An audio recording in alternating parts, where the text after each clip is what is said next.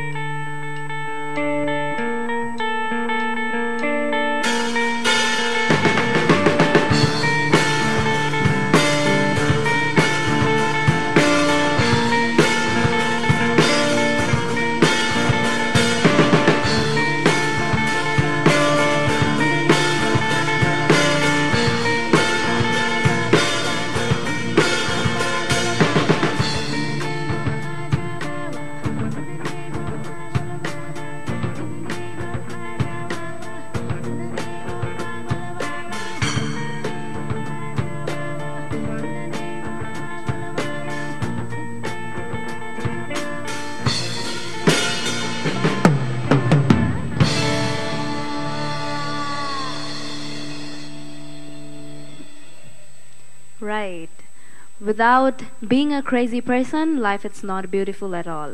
তাই পাগলামি করতে হবে, বাট লিমিটেশনের মধ্যে থেকে, তাহলে পৃথিবী অনেক অনেক অনেক সুন্দর একটি জীবন যাপন করা যায়। তো অনেক ধন্যবাদ ব্যান্ড লালনকে for being with us. It was such a wonderful evening. আসলে আমরা সকলে একসাথে অনেক এনজয় করেছি, আর হোপফুলি আমার টিভি সেটের সামনে যারা বসে আছেন তারা আমার চেয়ে তো আরো 3 গুণ 4 গুণ বেশি এনজয় করেছেন, বিকজ আমি নাচতে পারছিলাম না, বাট দে ওয়ার লিটারালি, মানে যেভাবে সুমি আপু হেড শেকিং করছিল, আমার মনে হয় যে দর্শকরাও তাও করছিল। ছোট্ট করে একটু দর্শকদের কাছ থেকে বিদায় নিয়ে নিতে হবে।